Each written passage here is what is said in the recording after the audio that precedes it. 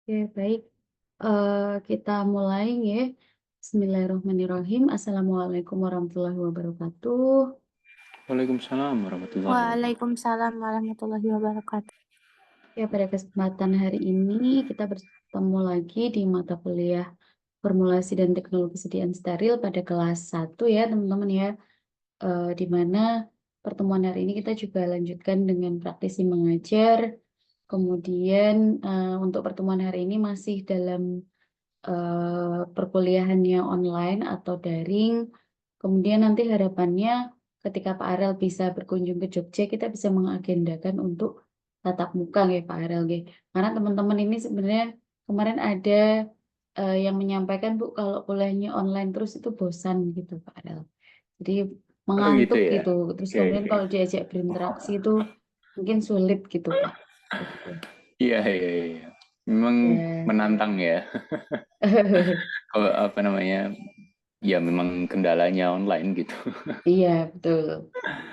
Oke. Oke, oke. Ya, mungkin nanti kalau pas ada kesempatan ke Jogja, mungkin kalau pas di luar jam praktis mengajar ya kita akan coba agendakan juga nantinya ya. Atau ya nanti ketika ada mau ke Jogja, insya Allah kami agendakan untuk bisa dijadwalkan di kelas. Baik, untuk tidak memperlama waktu, eh, kita persilahkan kepada Pak Arel untuk memberikan materi perkuliahan pada hari ini. Waktu dan layarnya kami persilahkan. Oke, bismillahirrahmanirrahim. Assalamualaikum warahmatullahi wabarakatuh. Selamat siang, Bu Nisa dan teman-teman semua. Siang, Pak. Waalaikumsalam siang, Pak.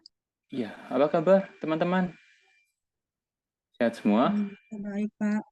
Iya, lagi panas-panasnya ini ya Jogja kayaknya ya.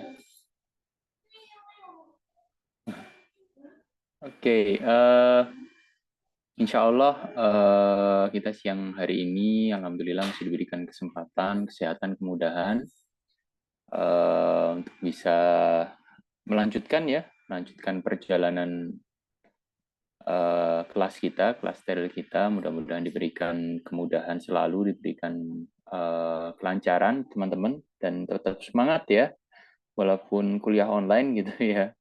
Terus terang saya juga pengen ke Jogja. Kita cari schedule-nya dulu ya, gitu. Karena memang agak-agak padat, terus terang Bu Nisa. Schedule terdekat malah saya ke Bali, bukan ke Jogja gitu ya. Oh iya Pak Arel. Tapi coba dalam ya barangkali nanti sama Pak Endra ada rencana ke Jogja, mungkin kami kabari ya Bu ya. Gitu. Ya apa namanya uh, untuk perkuliahan kita tentang steril ya. Sebenarnya ya memang kami juga pengennya bisa kita lakukan secara offline ya, karena memang juga cara interaksi lebih mudah dan lebih berkesan mungkin ya kalau kita bisa tatap muka secara langsung. Tapi tetap kita upayakan, kita maksimalkan gitu ya. Dan di pertemuan keempat ini sama seperti sebelumnya, kita akan ada apa namanya sedikit pretest teman-teman. Kalau boleh tahu teman-teman sudah dapat materi yang pertemuan sebelumnya kah?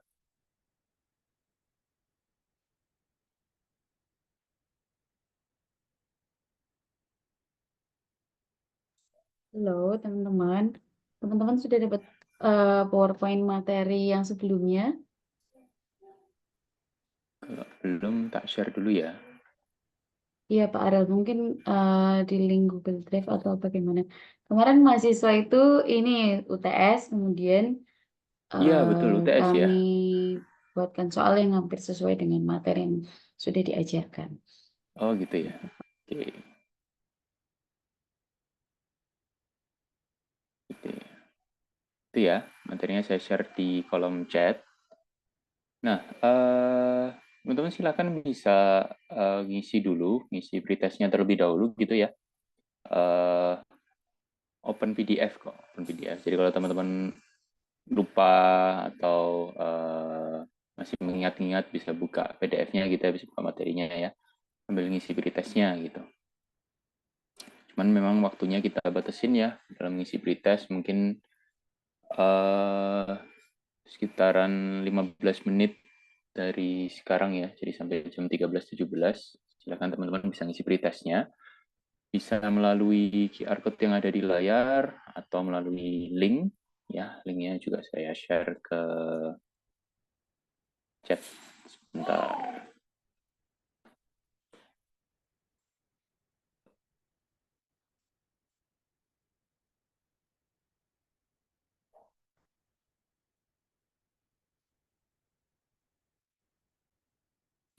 Itu masih dikirim ya, PPT-nya kemarin, PDF-nya.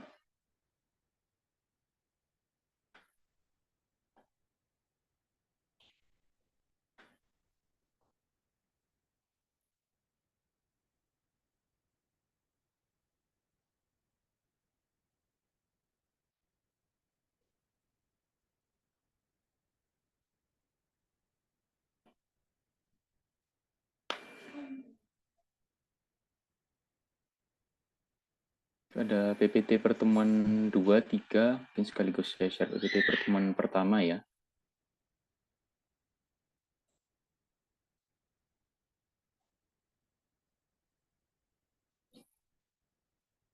Teman-teman, jadi ada filenya gitu ya, mudah.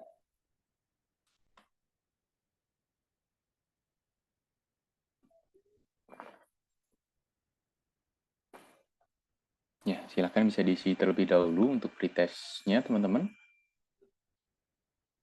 Kalau lupa, bisa buka di PPT yang pertemuan 2 ataupun pertemuan 3 gitu ya.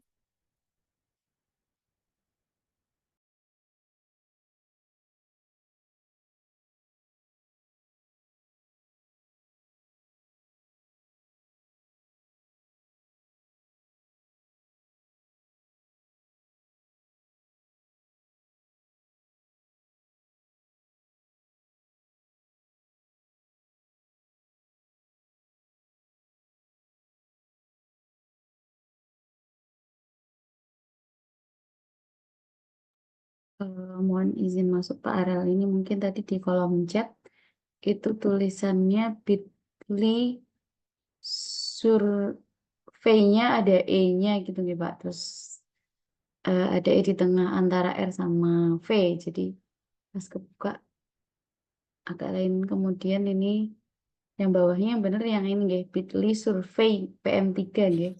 Iya, bukan sure ya, tapi survei. Ya. Maaf.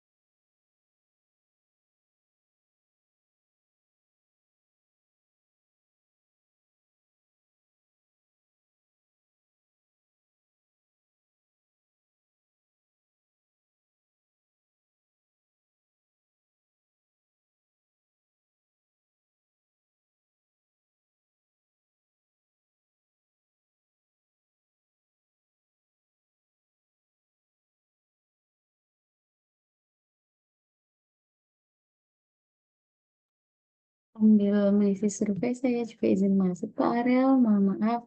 Ini teman-teman yang Monggo. PMM sudah hadir semua belum ya yang pertukaran mahasiswa merdeka ya berarti namanya ya.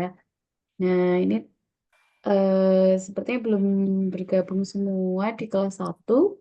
Mungkin bagi temannya ya. Permisi Ibu, kami yang dari Ya. kelas 1, yang PMM ada 3 orang Ibu. Oh, cuma 3. Iya Ibu, sisanya pada di kelas 2 Oh, semua. oh Di yang penting absensinya sesuai soalnya. sesuai dengan absensi ya. Iya Ibu benar. Oke, baik. Ya, sambil mengisi juga. PMM itu apa ya, Bu ya? Jadi, PMM itu adalah kalau tidak salah namanya Pertukaran Mahasiswa Merdeka ya, teman-teman PMM ya. Jadi, Hmm. kami menawarkan mata kuliah yang bisa diambil oleh teman-teman mahasiswa di universitas lainnya untuk nanti ditempuh di eh, universitas tujuan. Jadi misalkan mereka dari berbagai universitas gitu Pak Arel, tidak hanya dari Hmm. Jogja tapi juga dari luar Jawa gitu. Kemudian ada website yang mereka bisa nanti apply untuk bisa selama 1 semester itu berkuliah di universitas kampus lain gitu Pak Arel. Oh, gitu ya. Ya, Tapi jadi khusus untuk mata kuliah yang di praktisi mengajar gitu ya. tidak Pak Arel.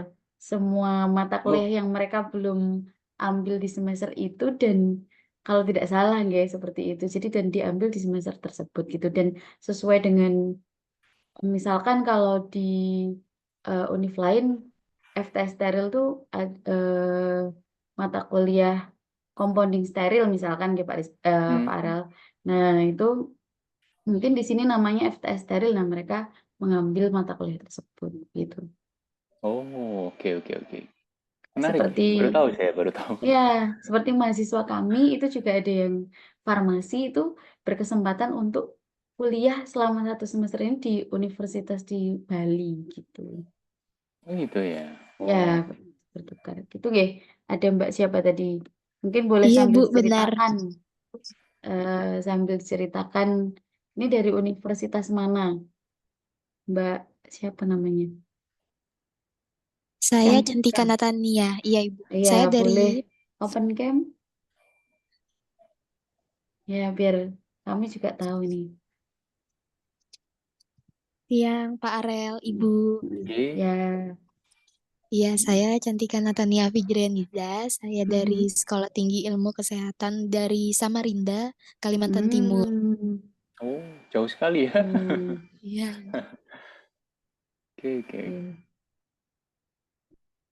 Sambil mengisi survei Samarinda. juga nih Pak, kita tanya-tanya juga sama Mbak Cantika, saya juga baru tahu ini. Kalau ternyata yang mengambil di sini itu tidak hanya dari Universitas Halu Oleo ya. Saya kalau kemarin kan bayangannya cuma dari satu universitas gitu loh. Karena baru Hmm. bertemunya di mata kuliah ini gitu. Nah, kalau Mbak Cantika tahu ini ada berapa universitas yang masuk di farmasi Alma Ata? Kalau yang farmasinya itu ada 3 Ibu. Ada 3 Hmm. kampus. Yang pertama kampus saya dari Mhm. Stika Samarinda. Yang kedua Mhm. itu Halu Oleo dari Kendari. Yang Mhm. ketiga itu dari kampus yang ada di Ternate Ibu. Cuman saya lupa nama kampusnya apa. Oke, baik. Kemudian kok mengambil mata kuliah steril di semester ini? Di tempatnya Mbak Cantika itu nama mata kuliahnya apa? Kalau mungkin Di boleh. tempat saya itu namanya juga sama Ibu. Mhm. Formulasi sediaan teknologi steril. Nah, itu adanya di semester 6, sedangkan saya masih di sedangkan saya masih di semester 4. Ya, jadi saya ngambil Oh. mata kuliah semester 6 karena untuk Mhm. nanti kan kalau di semester 6 itu bisa mengurangi beban mata kuliah saya juga, Ibu. Hmm. Oke, baik. Alhamdulillah. Jadi tahu juga saya Pak Arel nih baru berjumpa sama teman-teman di mata kuliah ini. Bisa itu ya, akselerasi berarti ya. Bisa langsung naik ke semester 6 berarti. Tapi nanti berarti semester 6 nggak perlu ngambil makul itu lagi gitu ya? Iya, betul. Tidak perlu lagi kami ngambil mata kuliah ini karena nanti kalau sudah ada nilainya yang ini, nanti dikonversi ke kampus saya. Jadi nanti Gitu. pas semester 6 saya tidak lagi ngambil mata kuliah ini. Hmm. Nah, ujiannya juga ikut Alma Ata juga berarti? Iya, benar. Terus juga sebelumnya disesuaikan juga dengan RPS kalau nggak salah, rencana pembelajaran itu yang ada di sini dengan di sekampus saya dan disetujuin oleh dosen saya. Makanya kami ngambil mata kuliah ini karena materinya hampir sesuai juga. Oke, oke. Keren ya sekarang ya. Bisa jalan-jalan Pak Arel dengan program dari pemerintah. Iya. Iya. Oke, mungkin bisa kita mulai ya perkuliahan kita. Ya silakan tetap mengisi aja teman-teman. Hari ini khusus on. Bisa teman-teman isi sampai selesai ya. Nggak perlu buru-buru. Dan sambil kita melanjutkan materi kita ya, mungkin sedikit overview. Kemarin kita sudah membahas mengenai yang pertama metode sterilisasi ya. Ada beberapa metode sterilisasi yang lazim digunakan, dilakukan di industri farmasi ya. Yang pertama adalah metode sterilisasi yang akhir ya, sterilisasi akhir dengan uap panas, itu metode yang direkomendasikan.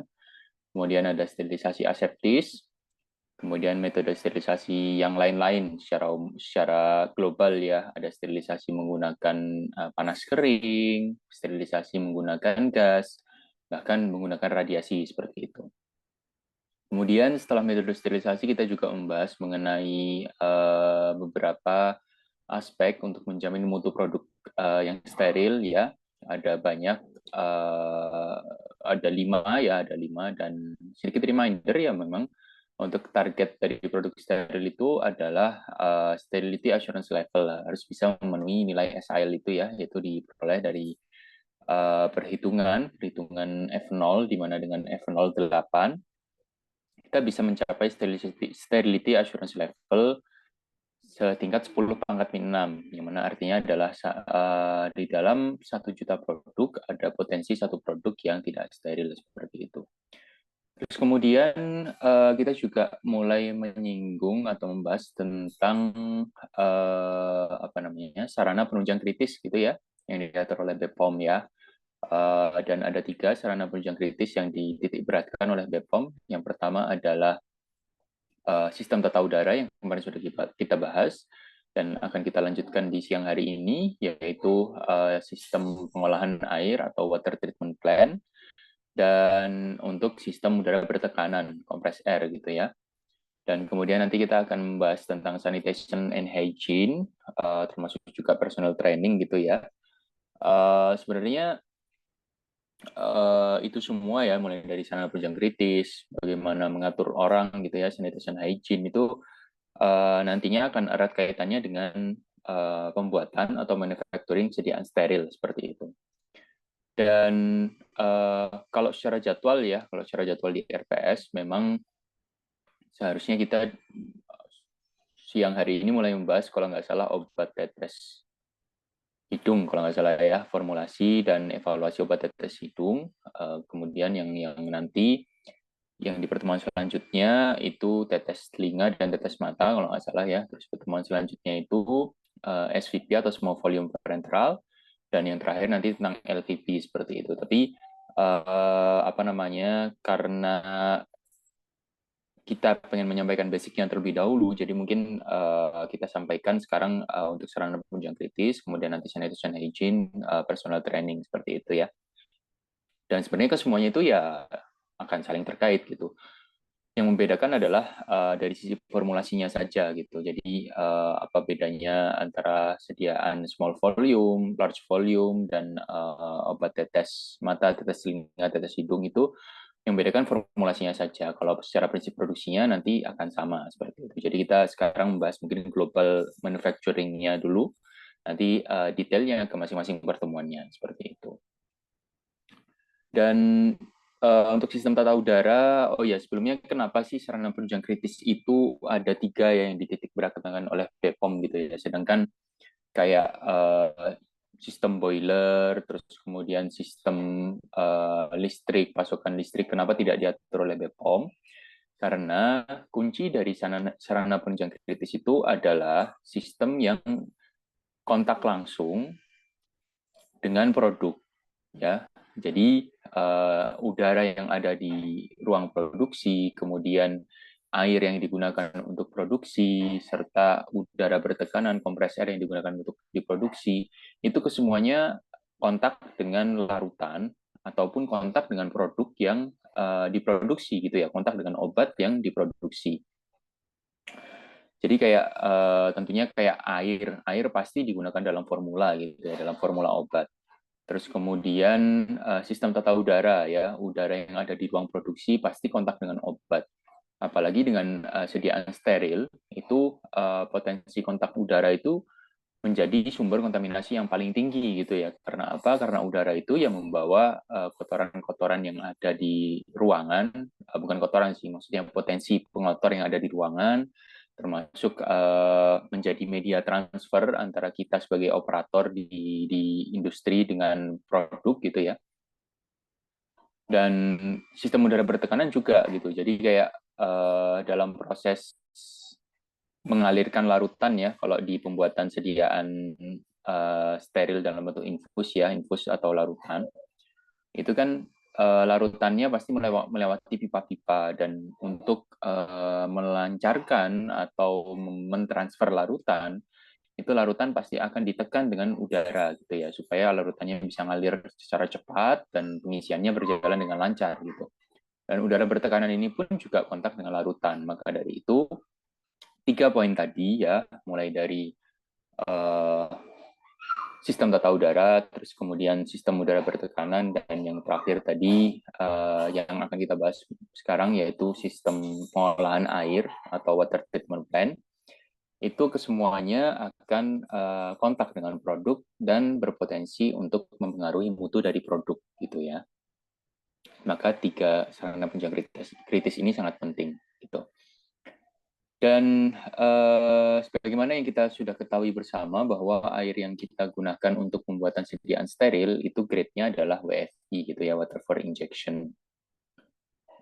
Saya cari dulu, nah ini dia. Jadi tingkatan-tingkatan air ya, air yang lazim ada di industri farmasi itu yang pertama adalah air mineral gitu ya. Air mineral itu ya air minum gitu ya, air minum yang memenuhi persyaratan sebagai air minum ya. Ada persyaratannya dari DLH ya, Dinas Lingkungan Hidup. Kalau air mineral ini ya grade-nya sama seperti air mineral yang kita lazim minum biasanya di rumah ya. Misalnya kita beli galon gitu atau air mineral dalam kemasan, ya grade-nya sama seperti itu gitu ya. Air mineral ini sendiri di industri farmasi tidak digunakan untuk pembuatan obat ya, hanya digunakan untuk domestik saja. Jadi misalnya untuk di toilet ataupun digunakan untuk ya di luar produk obat gitu. Tapi air mineral ini bisa diolah sedemikian rupa untuk memperoleh grade air yang lebih tinggi, yaitu air yang murni gitu ya. Dan penting juga bahwa air yang akan diolah ini ya bisa memenuhi grade air mineral gitu ya. Jadi bukan sekedar air yang kotor seperti itu semuanya bisa diolah menjadi air murni, tidak, harus air yang memenuhi grade sebagai air mineral. Mengapa demikian? Karena memang mesin atau media yang digunakan untuk proses pembersihan air ini juga mempunyai kapasitas tertentu ya. Jadi kalau memang sumber airnya sudah sangat kotor, ada potensi mesin ini justru terforsir dan tidak bisa maksimal menghasilkan air murni seperti itu.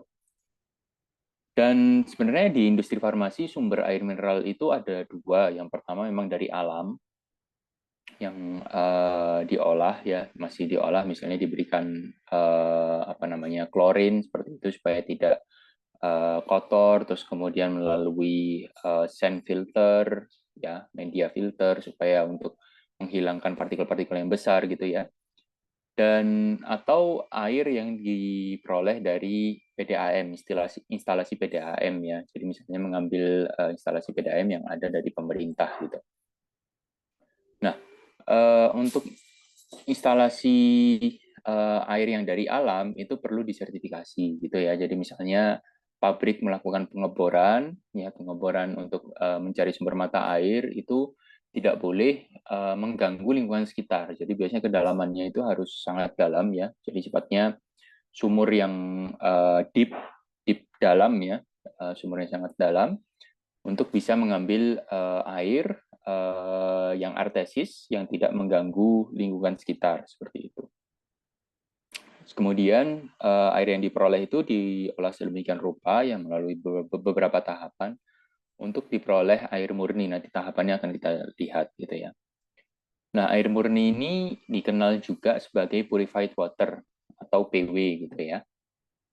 Nah, air murni inilah yang nanti akan diolah sedemikian rupa melalui proses destilasi ya, penguapan dan kondensasi untuk diperoleh air untuk injeksi gitu ya. Perbedaannya apa antara air murni dan air untuk injeksi? Yang pertama adalah kandungan mikrobanya gitu ya. Kalau air purified water kandungan mikrobanya masih lebih lebar daripada air untuk injeksi. Dan conductivity serta TOC gitu ya. Conductivity itu adalah daya hantar listrik air gitu ya. Nah, mengapa daya hantar listrik itu sangat penting? Karena dengan adanya daya hantar listrik, itu mengindikasikan bahwa air ini tidak murni. Mungkin ada logam, ada potensi logam berat di dalam air yang terlarut, sehingga bisa mengalirkan listrik gitu ya. Dan ada juga TOC, total organic carbon ya, yang ada di air. Dengan tingginya nilai TOC atau organik karbon di air itu mengindikasikan adanya potensi kontaminasi gitu ya, karena bakteri itu bisa keberadaan bakteri gitu ya, dia bisa dianggap sebagai partikel organik yang ada akhirnya bisa mengkontaminasi air seperti itu. Nah, semakin tinggi grade airnya, tentu persyaratan tersebut akan semakin ketat gitu ya. Ada lagi tambahan yang poin nomor 3 ini air sangat murni. Air sangat murni ini hanya ada di European Pharmacopoeia di Eropa ya. Jadi untuk air sangat murni ini adalah air mineral yang dilakukan proses RO atau reverse osmosis sebanyak 2 kali untuk diperoleh air yang sangat murni gitu ya. Dan air sangat murni ini biasanya digunakan untuk sediaan obat-obat tertentu, tapi hanya di farmakope Eropa seperti itu ya. Nah, kita bahas mengenai tadi balik ya ke water for injection. Jadi WFI ini air yang unik ya, air yang unik dan perlu untuk dilakukan treatment ya sedemikian rupa. Jadi air ini ibarat kata harus harus dikendalikan dengan baik gitu ya, karena WFI itu idealnya harus segera dipakai. Tapi kalau tidak dipakai, maka dia tidak boleh tinggal diam gitu ya. Jadi airnya harus tetap mengalir, harus tetap muter di saluran piping kita, mulai dari tangki ke piping kita gitu ya. Mengapa demikian? Karena memang dengan kondisi water for injection ketika dia diam di dalam pipa, itu berpotensi untuk mengakibatkan tumbuhnya bakteri atau yang lebih dikenal sebagai biofilm gitu ya. Biofilm itu sebuah lapisan atau dinding-dinding bakteri yang pecah gitu ya, yang mengalami pecah dan mengumpul di satu titik tertentu gitu, sehingga ketika air itu tidak bersirkulasi atau diam, maka potensi biofilm ini akan terbentuk gitu. Dan biofilm ini sangat sulit untuk dihilangkan. Kenapa? Karena biofilm ini dia nanti akan tidak bisa disterilisasi gitu ya. Jadi biofilm ini sulit untuk disaring, tidak bisa disterilisasi. Dan akhirnya gimana kalau terbentuk biofilm, kita harus membuang semua air WFI-nya ya. Jadi misalnya kita punya tangki WFI, kapasitasnya 8 ton gitu ya. Ketika airnya sudah sampai 7 ton, ternyata ada biofilm, maka 7 ton ini harus kita buang gitu ya, harus kita buang dan harus kita bikin baru lagi gitu. Dan biofilm ini memang cara mencegahnya adalah dengan air yang harus dialirkan terus, ya. Dan kemudian untuk water for injection ini syaratnya airnya itu harus ada di suhu di atas 70 derajat Celcius gitu ya. Jadi airnya harus panas, harus hangat ya, harus menjadi air yang hangat. Kenapa? Ya karena bakteri tidak suka dengan suhu yang tinggi gitu ya. Jadi membuat bakteri setidak nyaman mungkin untuk tumbuh di air ya, untuk tumbuh di WFI seperti itu. Dan air WFI ini harus disimpan dalam wadah yang bersih, steril ya, non-reaktif, terlindung dari kontaminasi.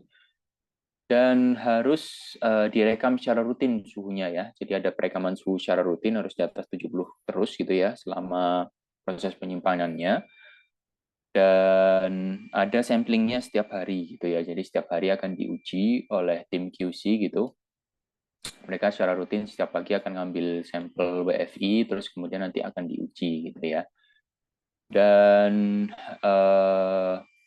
ya memang WFI ini khususnya di pembuatan sediaan infus ya ini sangat penting, sangat kritikal karena ya hampir 95% dari formula obatnya itu ya adalah WFI gitu ya. Jadi misalnya infus NS atau sodium chloride gitu ya. Jadi sodium chloride-nya mungkin hanya sekitar 900 gram atau kalau dalam satu tangki 12 ton itu hanya sekitar 100 kilogram gitu ya. Tapi jumlah air yang ada di situ ya sampai 12 ton gitu. Jadi memang sangat tinggi, sangat banyak airnya. Dan apabila terjadi kontaminasi itu akan sangat berbahaya dan menyulitkan seperti itu. Ya, jadi kalau untuk pembuatan sediaan steril itu menggunakan WFI ya, tapi kalau pembuatan obat secara umum yang non steril itu grade-nya adalah air PW atau purified water yang tadi sudah kita jelaskan, gitu ya. Dan air hendaklah diproduksi, disimpan, didistribusi dengan cara untuk mencegah pertumbuhan mikroba tadi ya, ada proses sirkulasi tadi dan untuk purified water di Otsuka sendiri juga kita sirkulasi gitu. Akan tetapi biasanya ketika produksinya akan off, nanti airnya akan digelontor, akan dikuras gitu ya. Dan untuk pemastian tambahan di kita di Otsuka ada penggunaan UV lamp atau lampu UV untuk air untuk lebih menjamin kebersihan dari air PW yang kita gunakan gitu ya. Dan mutu sumber air ya, mutu air olahan itu harus kita pantau ya, meliputi fisika, kimia, mikrobiologi, bahkan sampai endotoksin gitu ya. Kita untuk pengujian air di WFI itu ada pengujian endotoksin pun sama di produk jadinya ya, harus kita uji secara rutin endotoksinnya. Karena endotoksin ini juga senyawa yang sulit untuk dihilangkan dalam larutan gitu ya. Jadi endotoksin itu adalah sisa produk atau sisa pirogen yang sudah mati ya dalam bentuk dinding-dinding bakteri gitu ya. Dan endotoksin ini sulit untuk dihilangkan dari air gitu ya, dari produk kita ya. Ketika sudah terjadi endotoksin, memang setelah disterilisasi dia akan berkurang, tapi potensi untuk mengakibatkan kontaminasi terhadap produk itu juga masih tinggi gitu. Jadi memang perlu menjadi konsen dan perlu diperhatikan untuk endotoksin ini seperti itu. Nah, ini sedikit gambaran mengenai pengolahan air ya, pengolahan water atau water treatment plant, jadi air pasokan. Bila memang sudah grade-nya air minum, tidak perlu dimodifikasi. Jadi misalnya kita mendapatkan air dari instalasi PDAM dari pemerintah ya, itu memang hanya tinggal proses pemurnian menjadi air PW gitu ya. Tapi kalau misalnya air dari alam biasanya masih ada beberapa step. Jadi kalau air raw water ya ada pengolahan, biasanya ada penambahan klorin di situ, kemudian karbon filter ya, filtrasi media untuk menghilangkan partikel yang besar, potensi misalnya kayak lumpur, pasir, atau kerikil gitu dihilangkan. Ditambahkan klorin untuk menjaga dari kontaminasi mikroba gitu ya. Dan kemudian penghilangan klorin dengan aktif karbon gitu ya. Ditambahkan karbon untuk menghilangkan klorinnya. Dan baru diperoleh air kualitas air minum ya, tadi ya, air mineral. Nah, setelah diperoleh air mineral, kemudian dilakukan softening. Softening itu penghilangan kesadahan ya, nanti kita akan jelaskan.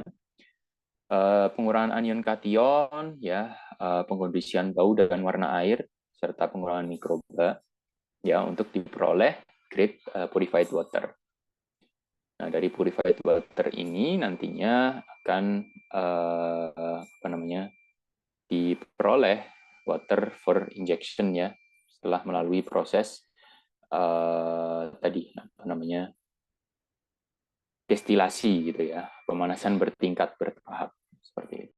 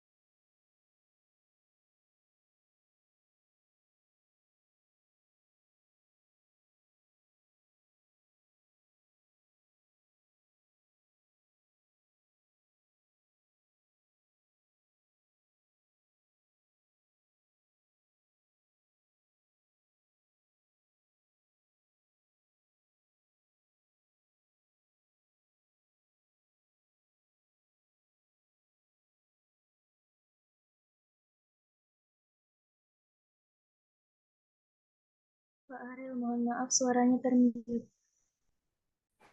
Sorry, cek. Suara saya sudah kembali? Sudah. Tes. Oh, sudah ya, sorry. Jadi tadi sampai mana? Ini ya, jadi dari raw water diolah sedemikian rupa untuk didapatkan purified water ya, terus kemudian melalui destilasi ya, diperoleh water for injection gitu. Nah, untuk pembuatan gambaran umum pembuatan purified water yang pertama dari raw water tadi ya, dari misalnya kita peroleh air dari sumber alam, dari sumur kita ya, sumur alam kita.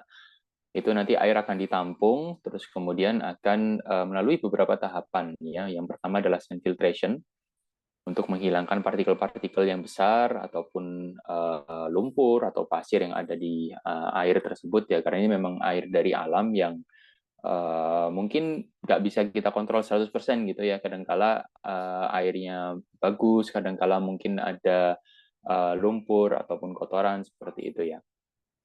Kemudian setelah di sand filtration, air itu akan melalui carbon filtration ya, yang mana di karbon aktif ini biasanya akan menyerap partikel-partikel organik yang ada di air gitu ya. Terus kemudian ada tahapan softener. Softener ini penghilangan kesadahan ya. Jadi air itu kan kemungkinan masih ada kapur atau mineral yang jumlahnya sangat tinggi gitu ya. Mineral yang tinggi ini nanti bisa menghambat proses reverse osmosis gitu ya. Dengan adanya mineral ini bisa berpotensi munculnya kerak gitu. Biasanya kalau di pipa, misalnya pipa instalasi rumah gitu ya, misalnya keraknya banyak, maka itu indikasinya banyak mineral di airnya gitu ya. Dan terlalu banyak mineral di pembuatan sediaan obat maupun farmasi gitu ya, itu tidak baik juga. Jadi bisa berpotensi untuk ya tadi merusak fasilitas yang ada, merusak tadi filtrasinya. dan kontrolnya juga lebih sulit gitu. Maka dari itu perlu dikurangi ya jumlah mineralnya. Jadi biasanya yang dikurangi melalui softener ini adalah mineral berupa kalsium dan magnesium gitu ya, yang dihilangkan dari airnya seperti itu. Terus kemudian ada proses filtrasi ya, filtrasi awal cartridge filter. Jadi ini filtrasi yang lebih ketat lagi ya. Jadi filternya akan semakin kecil ukurannya untuk ya memastikan tidak ada partikel yang lolos ya, memastikan juga tidak ada partikel organik yang lolos seperti itu. Dan setelah cartridge filter ini nanti ada proses yang namanya reverse osmosis. Jadi reverse osmosis ini tujuannya adalah mengurangi muatan air ya, muatan elektrostatis airnya, dan mengurangi partikel juga, mengurangi jumlah mineral yang terlarut di dalam air untuk diperoleh purified water ya, ada pure water tank seperti itu. Dan ya, mungkin ada satu video yang mau saya share, yaitu proses reverse osmosis gitu ya.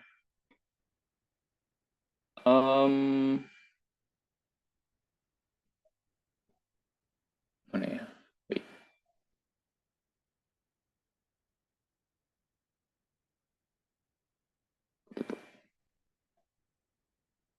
Kalau teman-teman ingat kemarin, ya kita sudah belajar tentang tonisitas dan osmosis gitu ya.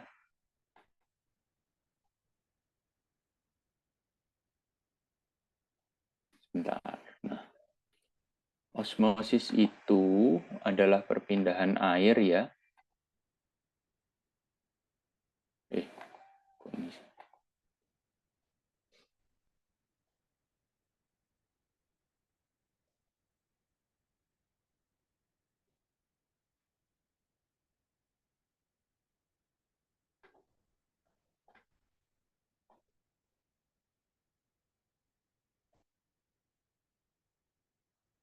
Bentar. New share dulu ya.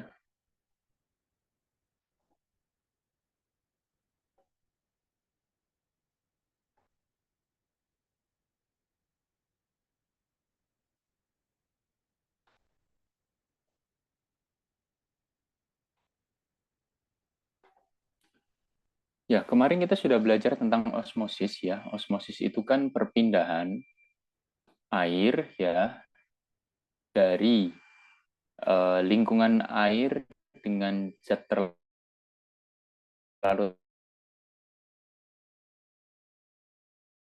yang banyak atau hiponis ya, ke dalam atau melalui membran sel ke lingkungan yang hipotonis gitu ya. Jadi air itu bergerak dari lingkungan yang hipertonis tadi ke yang hipotonis, atau bergerak dari lingkungan yang jumlah zat terlarutnya tinggi ke zat terlarut yang rendah seperti itu gitu ya.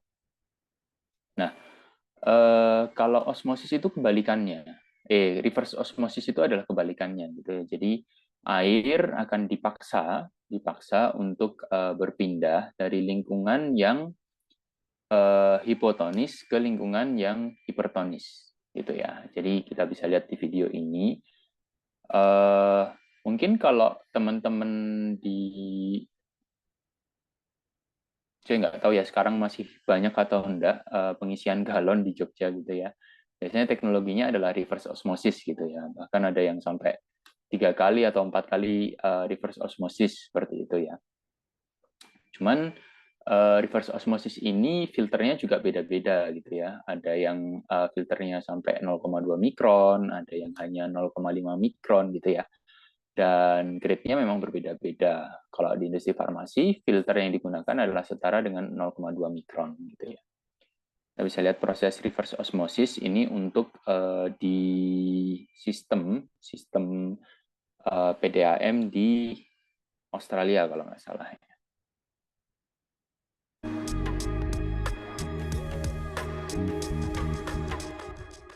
The St. Mary's Water Recycling Plant uses reverse osmosis to further treat wastewater after the ultrafiltration process. Reverse osmosis membranes are constructed from a membrane flat sheet.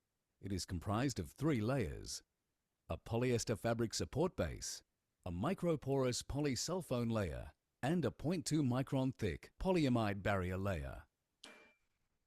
The polysulfone layer strengthens the very thin barrier layer. It is the barrier layer that removes nutrients, chemicals, bacteria, and viruses from the water. The membrane flat sheet is combined with a sheet of feed channel spacer. This provides turbulence and creates space between the membrane sheets for the feed water. A sheet of permeate spacer is added to the membrane sheets and feed channel spacer. This enables the final recycled water product, or permeate, to flow evenly across the entire membrane surface, even under high pressure. The back of the membrane is completely sealed to the edges of the permeate spacer. The membrane sheets are glued along each of the 3 exposed sides and rolled around the core tube. Feed water is forced through the feed channel spacer and into the barrier layer of the membrane.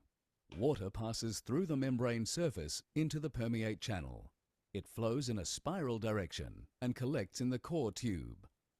This water is the final recycled water product, or permeate. There are 7 spiral wound elements loaded in one pressure vessel. Once the end adapter is connected to the last element and the pressure vessel is sealed, feed water can be introduced. Feed water is pumped at high pressure into the vessel.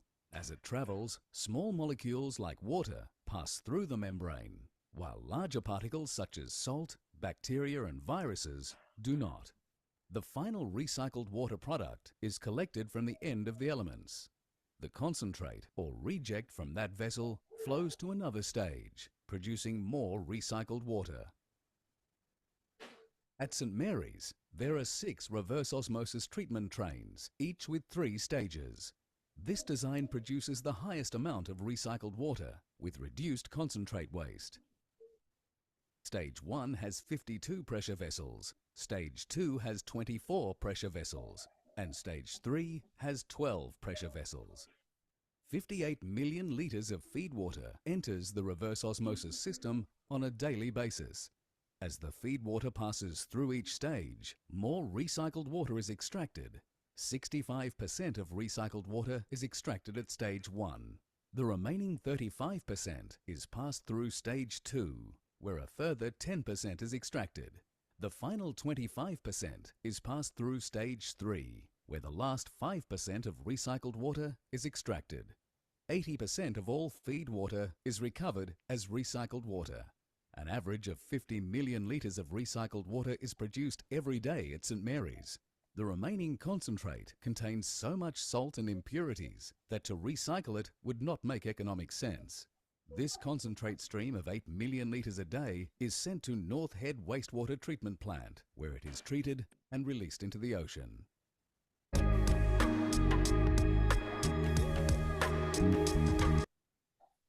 Ya, jadi itu ya, di Australia bahkan sisa air atau limbah air domestik itu diolah sebelum dilepaskan ke lingkungan gitu ya. Dan kenapa mereka melakukan reverse osmosis ini? Jadi air itu mereka di sana air yang tadi sudah di reverse osmosis nanti akan digunakan kembali untuk digunakan secara domestik kembali gitu ya. Jadi hampir sekitar berapa tadi ini? 75% ya, 75% limbah air itu akan digunakan kembali oleh masyarakat di sana gitu ya. Jadi memang merupakan penghematan yang luar biasa gitu ya. Jadi daripada air itu langsung dibuang, air diolah sedemikian rupa dengan reverse osmosis ini untuk bisa digunakan kembali gitu ya. Dan ya prinsipnya tadi sebenarnya sangat simpel ya, intinya mereka melewatkan air melalui filter ya. ada polyester base, polysulfone layer ya, ini untuk menghilangkan seperti partikel-partikel, terus kemudian potensi bakteri, virus gitu ya. Dan yang terakhir adalah polyamide layer, ini layer yang utama, yaitu filter 0,2 mikron gitu ya.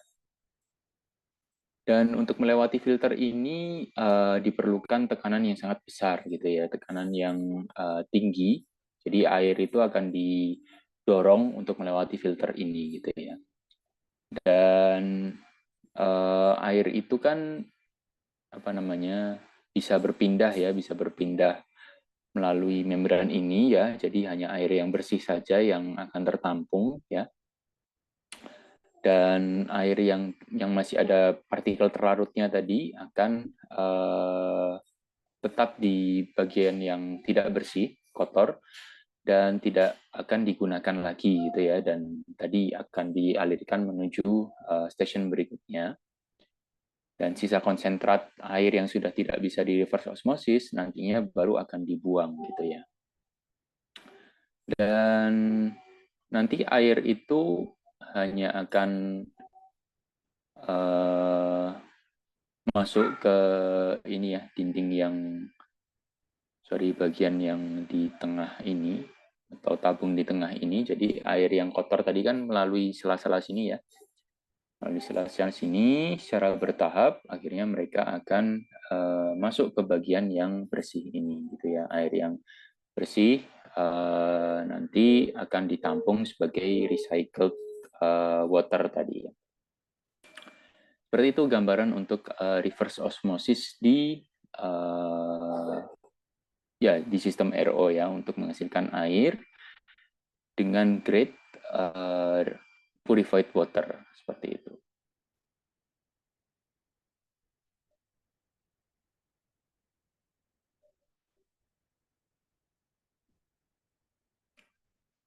Jadi untuk dari purified water tadi kemudian ditampung gitu ya. Dan purified water itu juga ada masa simpannya ya, yaitu kalau di kita di Otsuka maksimal 24 jam. Kalau melebihi itu air purified water akan dibuang ya, dibuang dan kita akan produksi air purified water baru gitu ya. Kemudian pertanyaannya, berapa sih biaya untuk mengolah air gitu ya? Jadi kalau kita di Otsuka ya, di Otsuka ini kita kebetulan menggunakan beberapa sumber yang dari alam gitu ya. Jadi kita tidak menggunakan air dari PDAM. Dan kita menggunakan 3 sumber mata air ya, sumber mata air artesis deep well, yaitu sumur yang sangat dalam gitu ya. Kedalamannya lebih dari 80 meter. Ya proses pengoborannya juga lama ya, ngobornya itu bisa sampai 15 hari gitu baru kita menemukan air. Kadang nggak nemu terus harus geser ya, geser hanya sekitar 10 meter gitu ya, dibor ulang lagi terus bisa ketemu gitu. Jadi memang prosesnya tidak mudah. Kalau dulu itu kita menggunakan sumber mata air alami seperti itu yang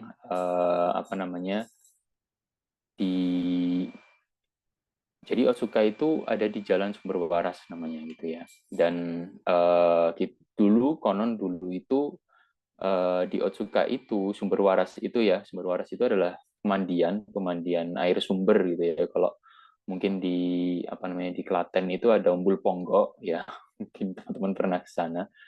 Nah, di Malang itu ada namanya Sumber Waras, kemudian Sumber Waras. Tapi ini bukan sembarang pemandian gitu ya. Jadi dulu itu hanya digunakan oleh company atau orang-orang Belanda yang sugih-sugih gitu ya, yang menguasai Indonesia gitu. Dan konon katanya ketika ada orang sakit terus kemudian mandi di situ nanti bisa sembuh gitu ya. Nggak tahu kenapa. Tapi Jepang kelihatannya mendengar kabar itu dan setelah mereka uji airnya memang diperoleh bahwa air ini kualitasnya baik dan debit airnya baik juga gitu ya. Maka Jepang memutuskan untuk membuat pabrik pertama mereka di luar Jepang ya, di luar Otsuka Jepang, di Malang ini gitu ya, di Lawang sini ya, air yang digunakan pada saat itu adalah air di sumber waras itu. Tapi seiring berjalannya waktu ya, sekarang debit bukan debitnya yang berkurang sih, tapi jumlah air yang dibutuhkan lebih besar gitu ya. Jadi sekarang kapasitas produksinya jauh lebih besar ya. Kalau dulu mungkin hanya berapa juta botol per tahun, kalau sekarang kita dari plastik botol aja targetnya 36 juta botol per tahun gitu ya.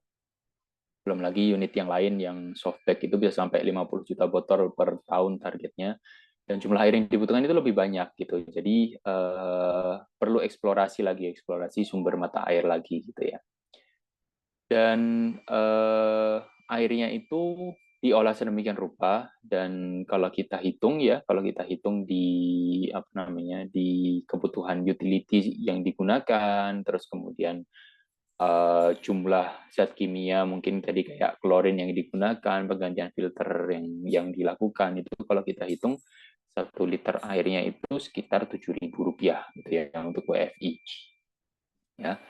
Jadi seperti itu perhitungannya ya. Jadi saya juga nggak pernah ikut ngitung, cuman hanya dapat info seperti itu aja. Jadi untuk WFI-nya nilainya 1 liternya itu adalah Rp7.000, belum dipotong pajak gitu ya.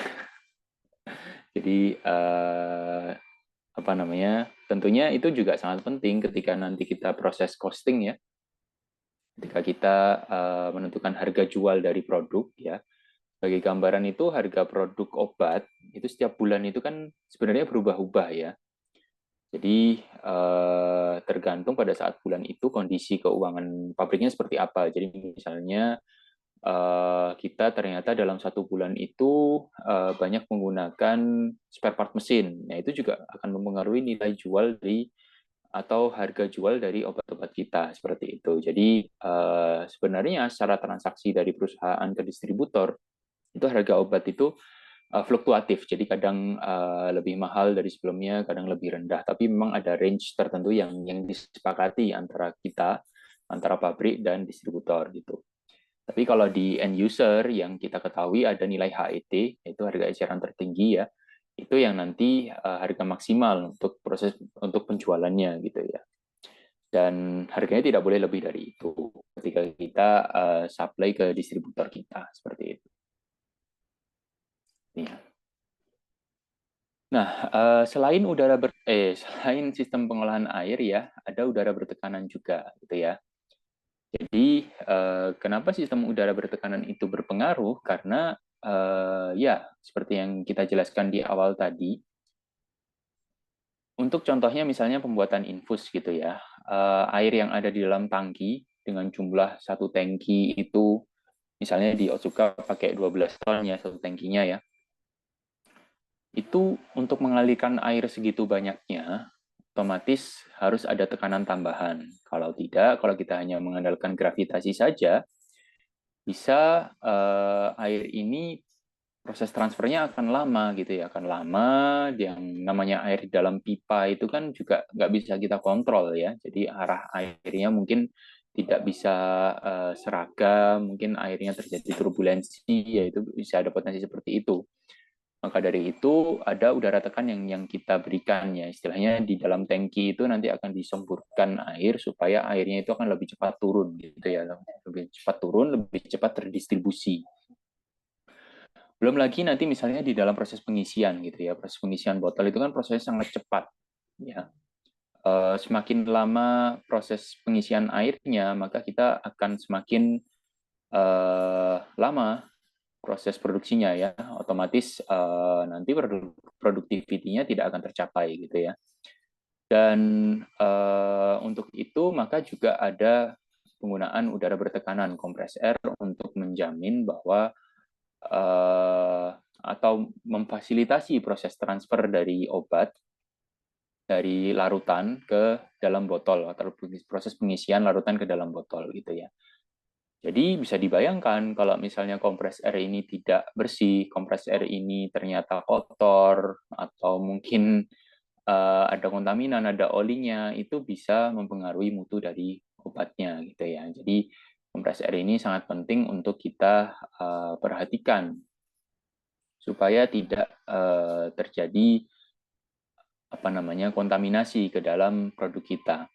Kalau misalnya di proses pembuatan tablet gitu ya, tablet yang non steril, penggunaan kompres air itu juga sering ya, banyak penggunaan kompres air ya, misalnya dalam metode granulasi basah gitu, ketika proses pengeringan granul ya, proses FBD atau fluid bed dryer itu untuk mengalirkan udara panas secara seragam kepada granul gitu ya, itu disemburkan kompres air ya, atau udara bertekanan. Nanti di dalam proses misalnya coating gitu ya, coating untuk tablet yang salut, itu untuk menyebarkan coatingnya atau lapisan gulanya itu juga disemburkan dengan kompres air gitu. Jadi memang penggunaan kompres air ini sangat bermanfaat di industri farmasi, dan ya, kompres air ini nanti pada akhirnya bisa kontak dengan produknya. Maka kompres air ini termasuk salah satu sarana penunjang kritis ya, karena bisa mempengaruhi mutu produk seperti itu. Ya, sebenarnya udara bertekanan itu apa sih? Udara bertekanan itu gampangannya adalah kalau misalnya teman-teman pasti pernah mengalami ban bocor gitu ya. Ketika ban bocor atau bannya kempes, pasti teman-teman akan ngisi angin ya. Nah, ketika teman-teman ngisi angin itu pasti ada kompresor di situ. Nah, kompresor itu adalah prinsip dari kompres air. Jadi udara itu dimampatkan sedemikian rupa, dan tekanan di dalam chamber itu akan sangat tinggi gitu ya. Dan ketika dilepaskan, udara ini akan mengalir dengan kencang gitu ya. Jadi kalau blow di kompresor itu kan pasti kencang ya, ketika dipencet nozzle-nya gitu, nanti akan mengeluarkan angin dengan kecepatan yang tinggi. Dan pemanfaatannya itu bisa macam-macam, mulai dari sumber udara, blow udara, maupun sampai ke vakum gitu ya. Jadi untuk memvakum misalnya pneumatik gitu, bisa menggunakan kompres air juga gitu. Dan kompres air ini biasanya secara diagram, kalau teman-teman bisa lihat di layar, itu memang sedikit ribet, tapi sebenarnya prinsipnya simple ya. Jadi yang pertama, tadi kompresor yang digunakan itu harus oil free kompresor. Jadi kompresor yang tidak menggunakan greasing ataupun oli pelumas ya. Jadi kompresor ini kompresor yang sanitari gitu ya. Sanitari itu maksudnya grade bersih gitu ya kompresornya. Dan kompresor ini kemudian nanti akan atau setiap udaranya itu harus melalui desikan air dryer untuk mengurangi jumlah kadar air di dalam udaranya gitu ya. Kemudian melalui beberapa filter ya, mulai dari 5 mikron untuk menghilangkan solid particulate, misalnya ada debu di udara yang diperoleh gitu ya. Dan ada beberapa filter lagi seperti coalescing filter ya, carbon filter juga ada untuk kompres air gitu ya. Jadi sama seperti seperti PW tadi ada carbon filternya. Kemudian ada 5 mikron lagi solid particulate filter sebelum masuk ke filter yang pertama ya, filter 0,2 mikron ya, untuk digunakan di ruang kelas 10.000. Kalau ruang kelas 10.000 itu adalah setara dengan ruang kelas D gitu ya. Ataupun bisa digunakan di ruang yang steril atau clean room ya, dengan filter 0,2 mikron. Jadi untuk persyaratan kompres air yang digunakan untuk produk itu harus melewati microbial filter ya 0,2 mikron, baik untuk pembuatan sediaan yang steril maupun non steril gitu. Jadi syaratnya adalah bebas dari oli tadi ya, ada ini oil free kompresor. Terus harus jumlah air atau humidity yang ada di udara harus dikontrol dengan desikan filter ini. Dan jumlah mikrobanya juga harus dikontrol dengan tadi ya, ada microbial filter ini 0,2 mikron. Ya, kalau teman-teman mungkin sering mendengar istilah filter mikrobial, yaitu maksudnya adalah filter 0,2 mikron. Karena memang untuk potensi mikroba, ukuran mikroba terkecil itu adalah 0,25 sampai 0,3 mikron. Jadi harapannya ketika udara maupun larutan sudah melewati 0,2 mikron, maka mikroba yang terbesar tadi, yang terkecil tadi sudah tersaring di filternya gitu ya. Nah, ini tadi pengujian untuk kompresor yang dilakukan ya. Yang pertama adalah dew point ya, untuk melihat jumlah air yang ada di kompres air yang perlu dikendalikan. Terus kemudian oil content, namanya Draeger multitest ya, alatnya itu seperti ini. Jadi nanti kompres air akan dimasukkan ke alat ini, Draeger ini ya, nama alatnya ya. Nanti ketika kompres air sudah dilewatkan ini, nanti Draegernya ini akan membaca ya. Ini ada macam-macamnya ya, oil, CO2, itu nanti akan berubah di sini. Kalau memang di situ ada oil, maka Draeger ini akan berubah di titik ini. Kalau misalnya airnya berlebih juga akan berubah gitu. Jadi memang alatnya sudah canggih dan praktis untuk digunakan gitu ya. Dan ada microbial test. Kalau teman-teman ingat kemarin ada contoh aplikator ya, atau contoh sampler untuk udara. Ya prinsipnya sama sih. Jadi kompres air itu nanti akan dilewatkan ke media gitu ya, untuk medianya diinkubasi selama kurun waktu tertentu. Dan kalau ada pertumbuhan mikroba, maka mengindikasikan bahwa kompres air ini maksudnya ada kontaminasi mikrobanya. Nah, cara mencegahnya seperti apa? Ya, tadi itu menggunakan filter mikrobial 0,2 mikron. Seperti itu ya. Ya, jadi untuk sarana penunjang kritis, seperti itu. Jadi kita kemarin sudah membahas sistem tata udara ya, sistem tata udara. Jadi menjamin udara itu atau lingkungan udara di ruang produksi itu bersih ya. Kemudian tadi kita sudah belajar tentang water for injection dan purified water ya, atau sistem pengolahan air. Dan kita juga sudah mempelajari tentang sistem kompres air atau sistem udara bertekanan gitu ya. Jadi sudah lengkap untuk sarana penunjang kritis. Gitu. Selanjutnya kita akan membahas mengenai sanitation and hygiene gitu ya. Jadi kalau apa sih perbedaannya sanitation dan hygiene gitu.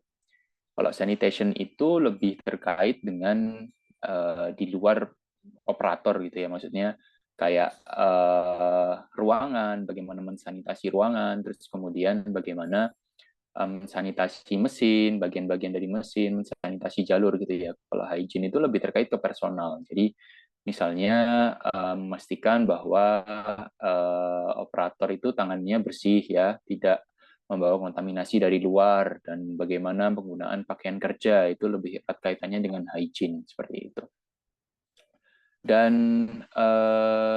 sanitation dan hygiene ini sangat penting ya, karena perlu kita perhatikan bahwa kita sebagai manusia atau sebagai personil atau sebagai operator itu justru bisa menjadi kontaminan bagi proses produksi yang ada ya. Jadi dalam pembuatan sediaan steril jumlah orang itu sangat dibatasi, dan personil yang bekerja di area steril itu harus memiliki pengetahuan dan kompetensi untuk bekerja di area tersebut. Jadi mereka harus diberikan training mengenai cara bekerja di area clean room, cara menggunakan pakaian, cara melakukan sanitasi dan hygiene gitu ya. Jadi mereka harus terlatih dan harus menjalankan kaidah-kaidah kebersihan yang berlaku seperti itu.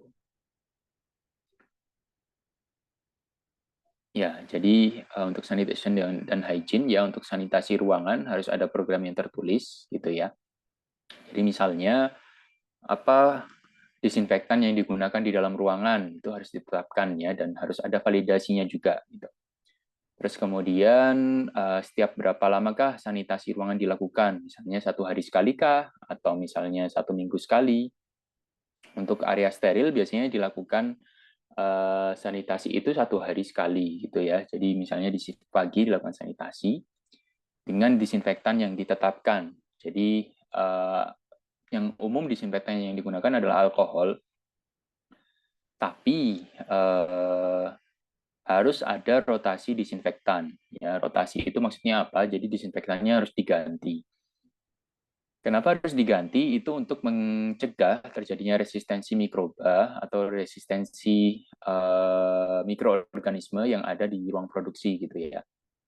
Kalau dikasih alkohol terus, nanti bakterinya akan hafal dengan alkohol dan akan resisten gitu ya. Jadi harapannya dengan rotasi yang dilakukan itu bisa mencegah terjadinya resistensi gitu.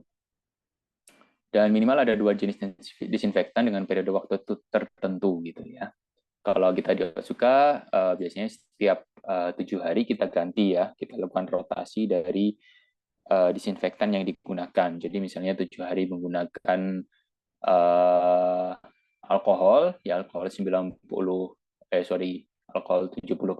ya. Terus di pekan kedua kita menggunakan Viorek gitu ya, atau benzalnium chloride atau jenis desinfektan yang lain ya. Sekarang sudah banyak sekali jenis desinfektan yang bisa digunakan gitu ya. Untuk alkohol yang digunakan adalah alkohol 70%. Saya rasa teman-teman sudah paham ya kenapa menggunakan alkohol 70%, karena memang berdasarkan penelitian yang dilakukan, alkohol yang 96% itu justru tidak letal terhadap mikroorganisme ya. Memang dia sulit untuk berfiltrasi ke membran mikroorganisme gitu ya. Beda kalau alkohol 70%, dia konsentrasinya lebih optimal untuk melakukan penetrasi terhadap membran sel dan lebih efektif gitu ya.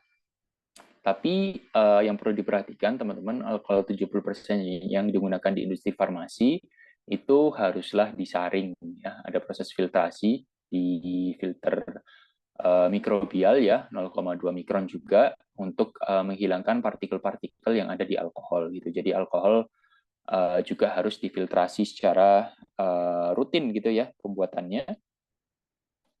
Dan ada ED-nya untuk alkohol gitu ya. Jadi untuk alkohol yang digunakan itu yang setelah difiltrasi itu berlaku hanya 1 hari. Kenapa demikian?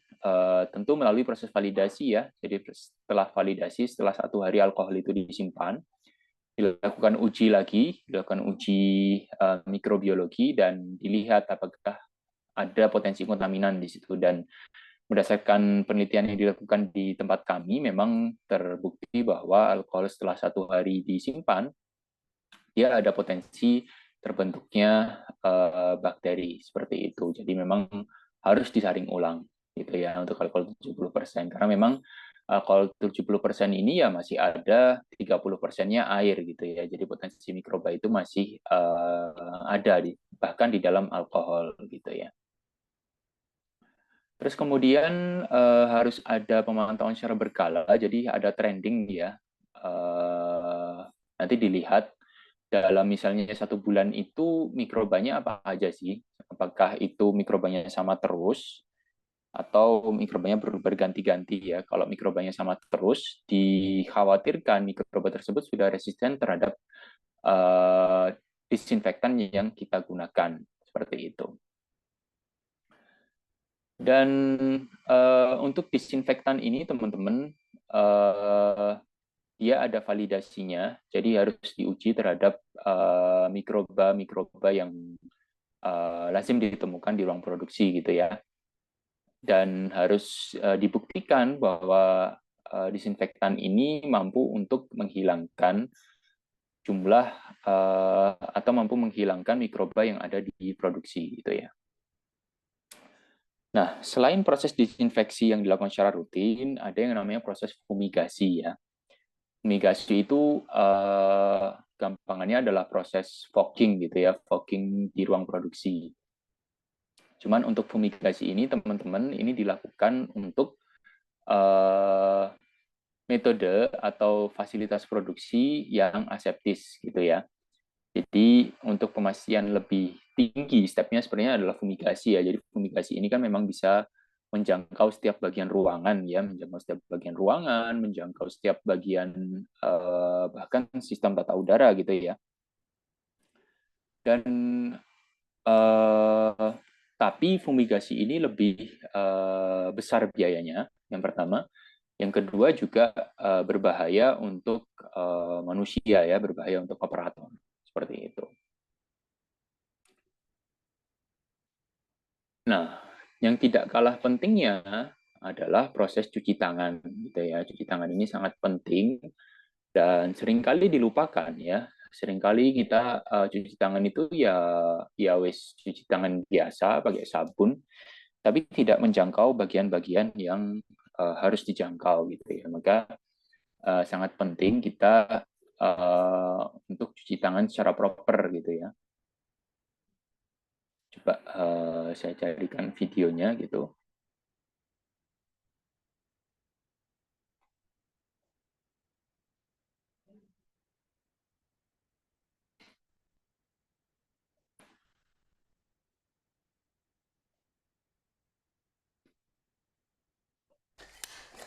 Use about a teaspoon of soap, covering the palms, working in between the fingers, again on the backs of the hands, in between the hands with a cream that glows under ultraviolet light. Nah, ini sebentar. Tadi ini tadi ya. Ini kita melihat tangan sebelum dilakukan disinfeksi gitu ya. Jadi ini krim khusus untuk menunjukkan adanya potensi kontaminasi bakteri ya di tangan ya. Terus kemudian dilewatkan di lampu khusus ini, lampu UV ini untuk melihat potensi. Nah, yang berpendar ini atau yang fluoresen ini adalah potensi adanya kontaminasi gitu ya. Entah ini dari minyak ataupun dari air yang ada di tangan gitu ya. Full screen ya. Normally on your hands. If I then quickly wash my hands,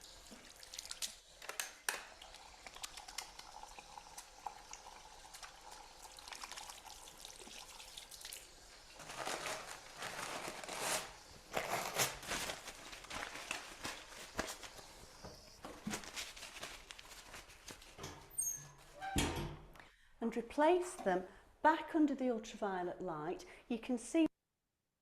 Ya, setelah tadi cuci tangan secara singkat gitu ya, tidak benar-benar fokus ya, itu sudah bisa sangat banyak mengurangi tadi potensi kontaminasi ya. Jadi kalau bisa lihat di sini tidak terlalu berpendar ya, atau tidak terlalu mengkilap seperti sebelumnya gitu.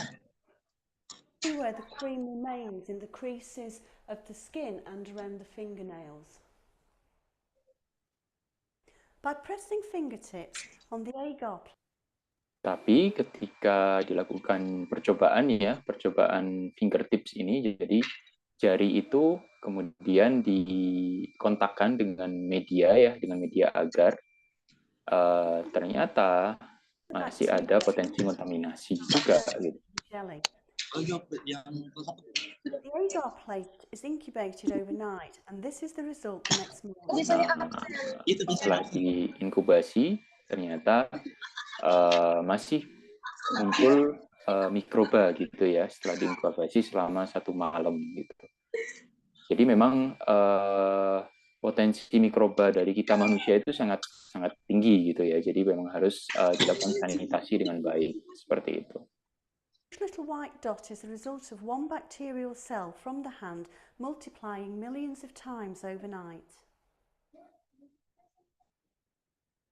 Your clothing, jewellery and watches carry bacteria, so they mustn't come into contact with patients.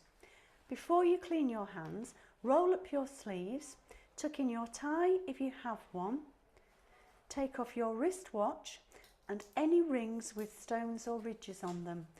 Only smooth wedding rings like this one are acceptable, but you still need to clean under and around them. To squirt some alcohol hand rub into the palm of one hand, rub the fingertips and the fingernails into it, Spread it into the palm of the other hand and do the same with the fingertips and the fingernails. Make sure that all surfaces of the hands are covered, the outside of the thumbs, and keep rubbing until the alcohol hand rub has dried. The amount of rub that you use depends on the size of your hands and the brand of alcohol. Put the rub into the palm of one hand. As you spread it across the palm with your fingertips, you're starting to decontaminate both the palm and your fingertips. Ini cara yang baik ya, cara cuci tangan yang baik. Now work on the back of both hands and in between your fingers. Pertama ini menggunakan alkohol. So that you clean around and under the ring.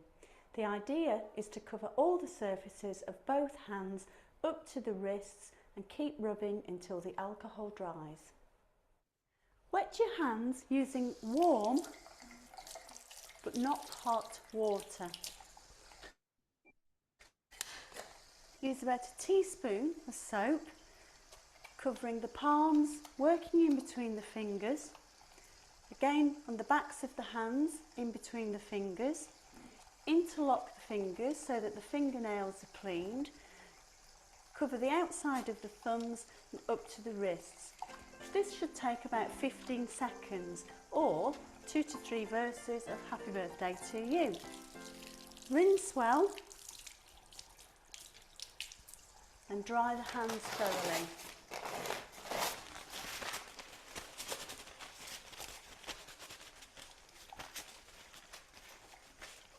Turn off the taps either using the paper towel or your elbow.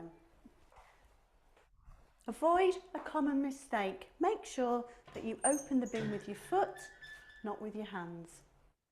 It's important to wet your hands with comfortably warm water before you put the soap on. This stops the soap drying out your hands. Use about 1 teaspoon's worth of soap. Rub the palms together to make sure they're completely covered with soap up to the wrists. Then rub between the fingers. Now use your palms on the backs of the hands and again between the fingers. Next, to clean the fingertips and nails, interlock the fingers and ripple them like this and rotate them against each other. Finally, rub around the outside of each thumb. The whole process should take about 15 seconds.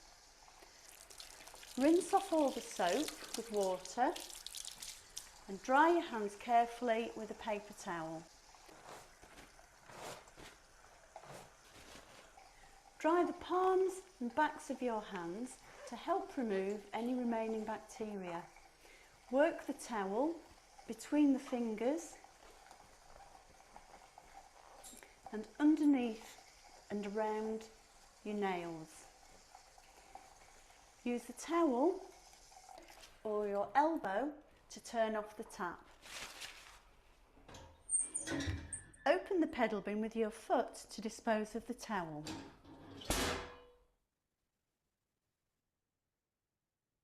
Ya, jadi memang tahapan cuci tangan itu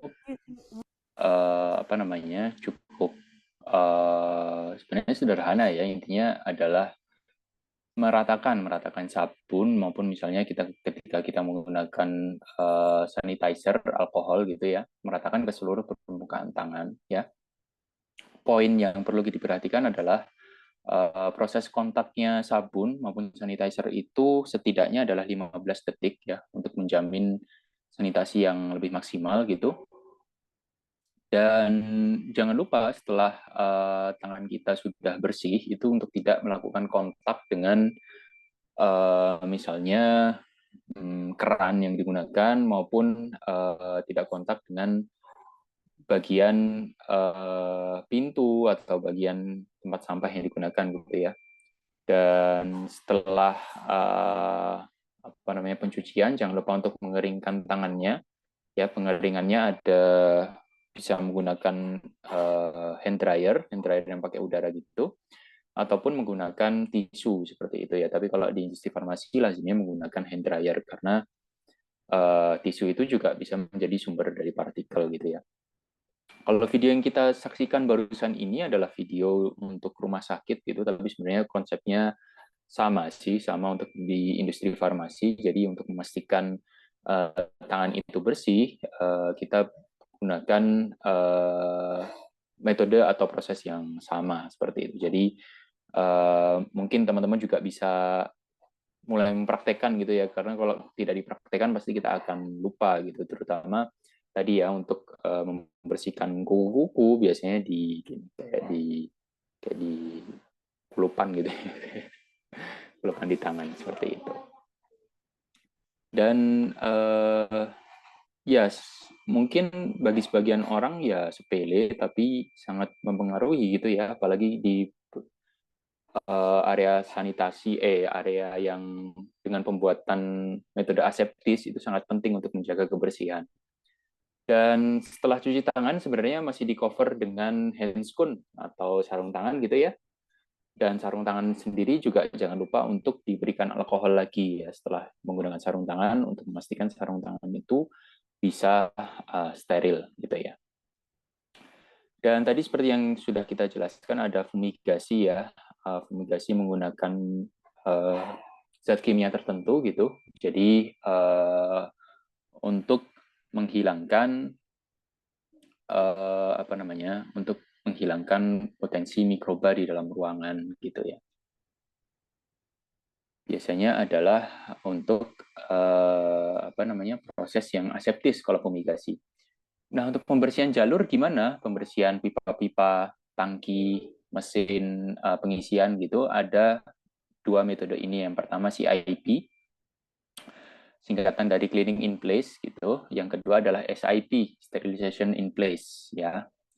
CIP itu istilahnya adalah kita menggerojok tangki dan jalur produksi kita ya. Jadi mulai dari tangki, pipa transfer ke mesin pengisian ya, terus kemudian di tangki mesin pengisian sampai ke nozzle. Nozzle itu titik pengisiannya ya, atau keluarnya larutan yang akan masuk ke dalam botol gitu. Jadi digerojok dengan WFI gitu ya. WFI kan merupakan air yang sangat murni, bebas dari kontaminan gitu ya, dengan suhu yang juga bukan suhu yang rendah ya. Jadi suhu WFI itu di atas 70 derajat Celcius. Selama kurun waktu tertentu, kalau di tempat kita CIP itu sekitar 15 menit proses penggerojokannya ya. Jadi digerojok dengan WFI seperti itu. Yang pertama fungsinya adalah menghilangkan potensi kontaminan, tapi yang lebih penting adalah menghilangkan sisa dari larutan produk sebelumnya gitu ya, untuk menghindari terjadinya cross contamination gitu. Dan ada juga proses SIP atau sterilization in place. Jadi kalau SIP ini jalur tadi akan disemburkan dengan udara panas atau uap panas ya, steam. Steam itu adalah uap panas yang dihasilkan dari air WFI gitu ya. WFI nanti diuapkan, diperoleh steam yang dikumpulkan ya, sama seperti kompres air tadi, tapi ini uap air panas. Nanti steam ini akan disemburkan baik ke tangki, ke jalur piping sampai ke mesinnya gitu ya. Jadi SIP ini tujuannya adalah untuk menghilangkan kontaminasi mikroba yang ada di jalur dan memastikan jalur itu bersih ya, bersih, baik bersih dari larutan ataupun zat kimia maupun bersih secara mikroorganisme seperti itu. Jadi bukan berarti kalau pembersihan itu pipanya itu nanti akan dibuka, akan digosok gitu ya, bukan seperti itu. Tapi ada proses SIP-nya seperti itu. Kemudian ya untuk aseptik tadi ada proses MFT ya. MFT itu apa? MFT itu kita menguji apakah proses kita ini benar-benar aseptik dengan cara apa? Dengan cara kita mengganti larutan produk itu dengan larutan media gitu. Jadi misalnya medianya media agar SCBD itu ya. Nah, media ini nanti akan menggantikan larutan produknya. Otomatis ketika misalnya ada pertumbuhan di media yang diisikan ke dalam produk itu ya, otomatis mengindikasikan bahwa di situ ada kontaminasi bakteri. Ya, jadi prosesnya sangat sangat ketat ya untuk proses validasi aseptik ini. Dan itu ada dilakukan setiap tahun 1 kali ya media field test ini ya untuk membuktikan bahwa tidak ada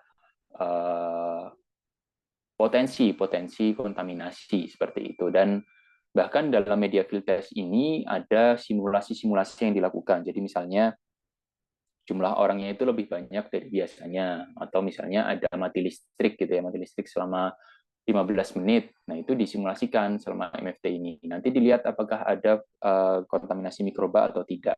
Setelah tadi worst case ya, simulasi worst case tadi, seperti itu. Dan prosesnya tentu semirip mungkin dengan produksi rutin, dan harus misalnya selama satu batch itu diproduksi selama 24 jam. Maka proses MFT ini harus bisa menjangkau keseluruhan prosesnya selama 24 jam itu gitu. Jadi dilakukan semirip mungkin dengan kondisi rutinnya seperti itu ya. Dan kalau media field test ini memang dilakukan setahun sekali persyaratannya, tapi untuk fumigasinya itu tergantung dari masing-masing perusahaan.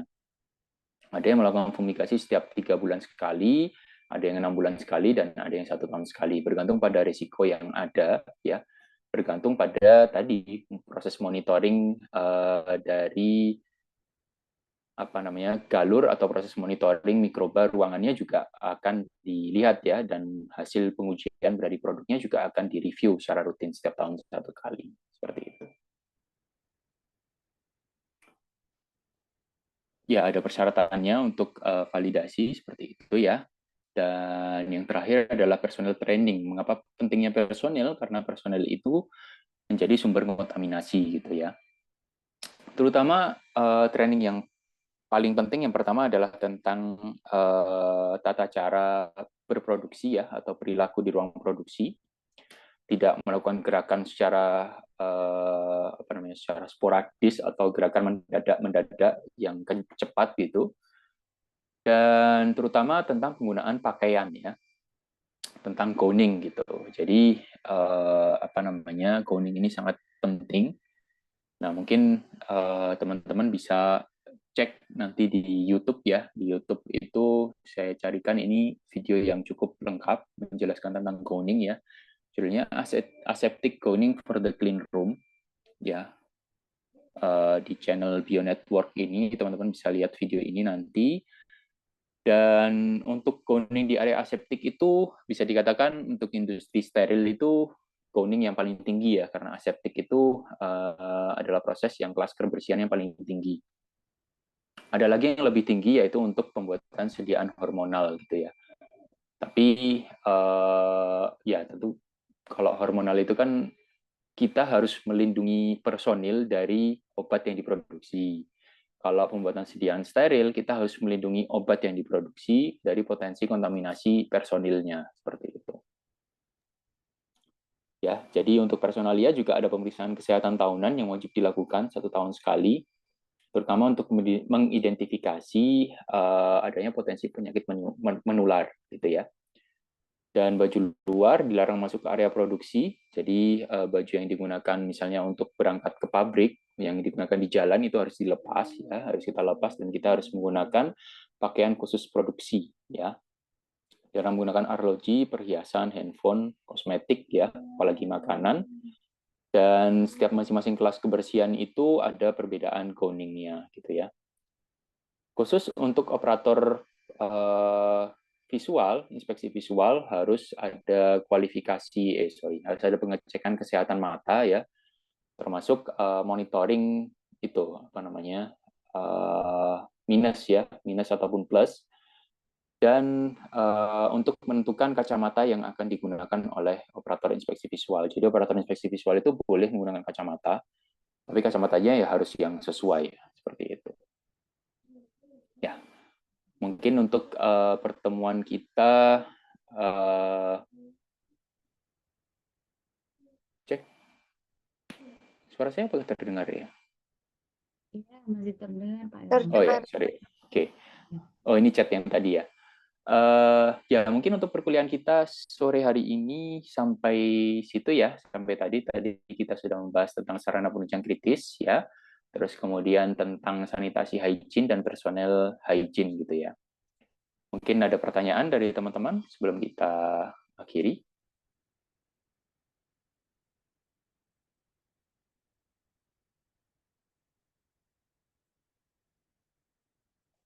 Ya, silakan bisa di chat atau bisa langsung open mic teman-teman.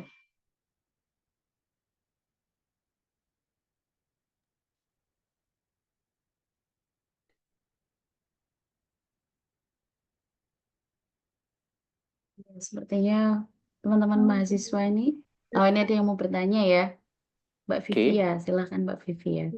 Terima kasih, Bu. Mau izin Monggo. bertanya, Pak Arel, untuk sistem pengolahan air tadi dari raw water, kemudian purified water hingga mendapatkan water for injection, itu biasanya membutuhkan waktu berapa lama ya Pak prosesnya di industri? Oke, pertanyaan yang bagus gitu ya. Jadi berapa lama sih waktu yang dibutuhkan untuk memperoleh sampai ke WFI gitu ya? Kalau kita di Otsuka ini menggunakan pendekatannya sih berapa liter yang dihasilkan ya setiap jamnya seperti itu. Kalau untuk purified water kita punya tangki kapasitas sekitar 10 ton, 10 ton tangki kapasitas itu PW, sorry. Untuk PW itu prosesnya relatif lebih cepat ya, tergantung dari debit air yang masuk gitu ya. Dan untuk PW sendiri kita biasanya satu tangki 10 ton tadi itu proses pengisiannya bisa penuh sekitar dalam kurun waktu 5 jam seperti itu dari kosong gitu ya. Kemudian nanti untuk memperoleh WFI itu kita punya tangki WFI itu dengan kapasitas 12 ton gitu ya untuk tangkinya. Itu proses pengisiannya sampai full membutuhkan waktu kurang lebih sekitar 13 sampai 15 jam gitu. Jadi debitnya seperti itu. Tapi kalau di kita sistem WFI-nya kan looping ya. Jadi sebelum tangki itu habis, jadi ketika sudah sampai 80%, nanti otomatis tangki itu akan request untuk membuat WFI baru. Jadi prosesnya akan berkesinambungan. Ketika air itu sudah sampai 80%, sistem pengolahan airnya akan request WFI lagi dan akan membuat WFI lagi. Jadi tidak sampai habis WFI-nya. Seperti itu Mbak Vivia ya. Terima kasih Pak. Ada pertanyaan lagi teman-teman?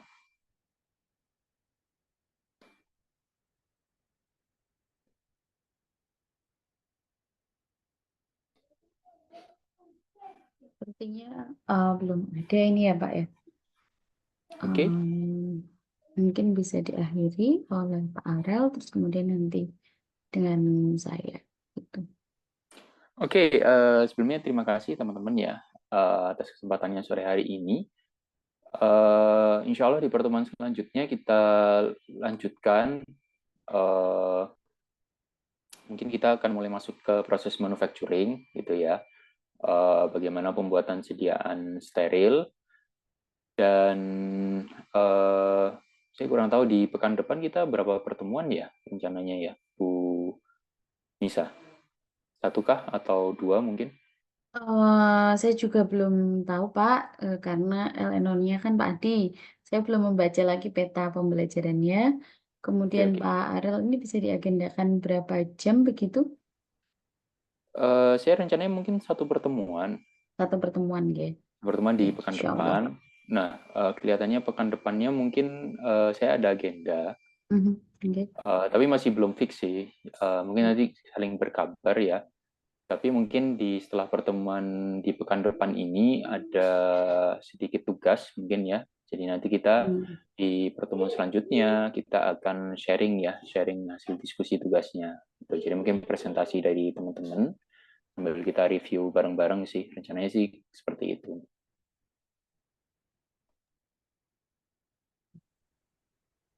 Ya, terima kasih Pak Arel atas sharing ilmu hari ini. Mudah-mudahan teman-teman bisa mengambil pembelajarannya ya. Dan kemudian biasanya nanti link dari rekaman hari ini itu saya share di YouTube Farmasi UAA. Teman-teman bisa mengaksesnya di sana. Terima kasih juga kepada mahasiswa yang telah berpartisipasi pada kuliah hari ini. Kita akhiri dengan membaca hamdalah. Alhamdulillahirrahmanirrahim. Dari saya selaku pengampu pada hari ini, mohon maaf apabila dalam membawakan acara hari ini ya ada banyak kesalahan, sikap ucap dari saya yang tidak berkenan di hati semuanya mohon dimaafkan. Billahi taufik wal hidayah. Wassalamualaikum warahmatullahi wabarakatuh. Waalaikumsalam warahmatullahi wabarakatuh. Waalaikumsalam warahmatullahi wabarakatuh. Terima kasih Bu dan Pak Arel. Sama-sama. Terima Kita kasih. foto terlebih dahulu nggak ya? Atau nanti di screenshot Pak Arel untuk praktisi mengajarnya di logbook. Screenshot aja kali ya. Oh ya, gitu aja ya Pak ya. Ya, baik. Terima kasih teman-teman. Boleh live. Ya, Ya, terima kasih Pak Arel. Izin live terima juga Pak. kasih. Ya.